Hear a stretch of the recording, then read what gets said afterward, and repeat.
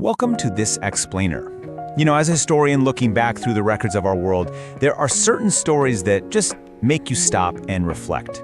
Today, we're opening the archive on a truly lost chapter of Earth's history. We're going to look way beyond the popular myth of a creature you've definitely heard of, but maybe never truly understood. We're going to look at the dodo, and together we're going to search for the answer to one fundamental question. Why did this bird actually disappear from the Earth? Was it simply human hunting, or is there a deeper, much darker ecological truth hidden in the historical records? Okay, let's dive right into this. Just imagine it. Imagine a world where a bird exists that cannot fly, feels absolutely no fear, and doesn't even recognize humans. Honestly, it sounds like a fairy tale, doesn't it? Like something out of a fantasy novel? But this wasn't just a story. This was an untouched reality. This was a living, breathing creature.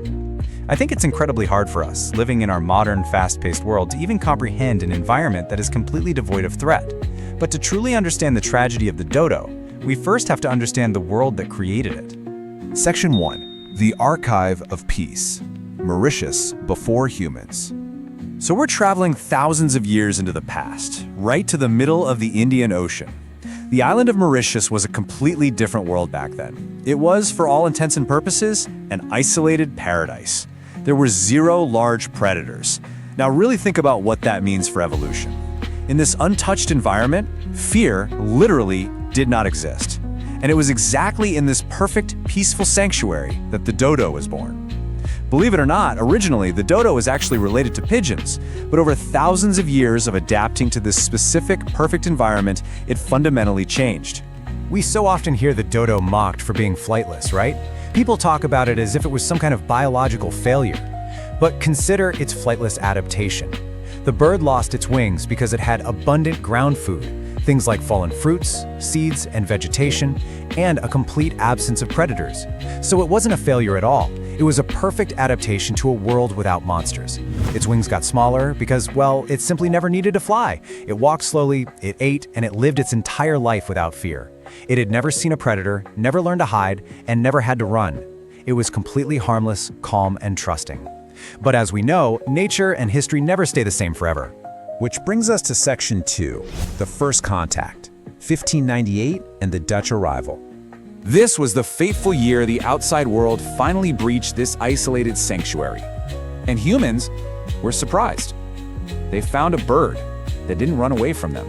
You have to picture these Dutch sailors stepping off their ships into this totally unknown land, surrounded by unknown creatures. But the absolute strangest thing to them wasn't what the dodo looked like, it was how it acted. The dodo had zero fear of humans. Why? Because in the dodo's world, the very concept of a human or a hunter simply did not exist. And sadly, this innocence, this profound trust that was built over millennia, immediately became the reason for its downfall.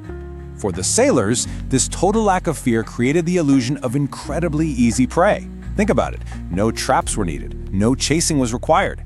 They could literally capture a dodo just by walking forward and picking it up. Now, what's really wild is that historical records note the meat of the dodo wasn't even very tasty. But despite that, relentless hunting began anyway. Why? Simply because it was easy. And as the history of our species shows time and time again, easy prey is something humans rarely ignore, especially hungry sailors at the very end of a long, brutal voyage. Section 3. The Unseen Plagues. Beyond the Hunters. Direct human hunting was actually only the very beginning of a much larger, cascading ecological collapse. Let's look at this stark biological contrast. On one side, you have the dodo's biology, perfectly tuned for a peaceful island. It built its nests right on the open ground, it laid only a single egg at a time, and it couldn't fly away.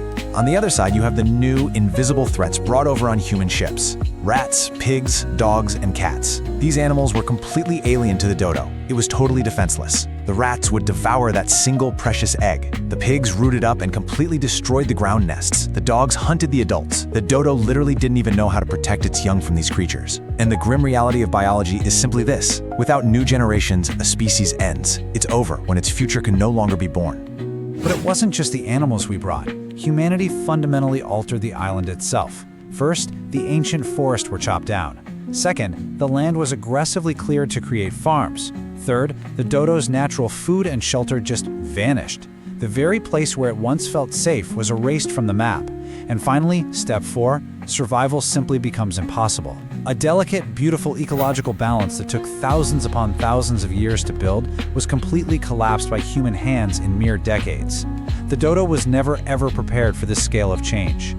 Moving into Section 4, the rapid erasure, a swift and terribly silent end. Look at this timeline. For thousands of years, there was just peaceful, uninterrupted evolution.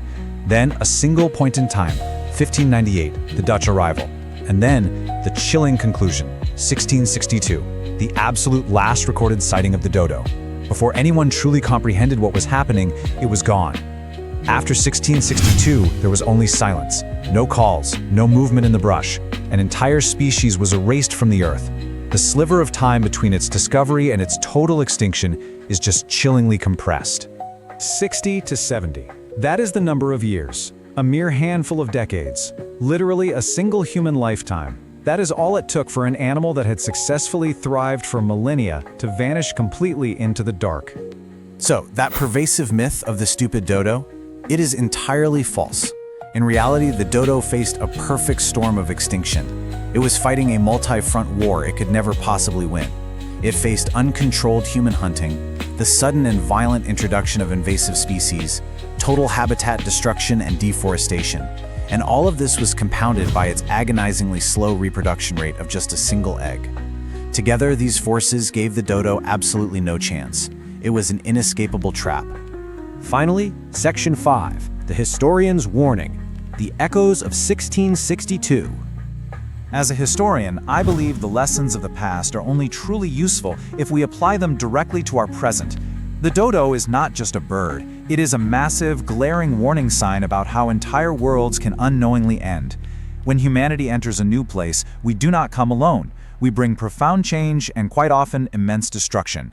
The real tragedy is that we sometimes end entire worlds without even realizing what we are doing until it's far too late.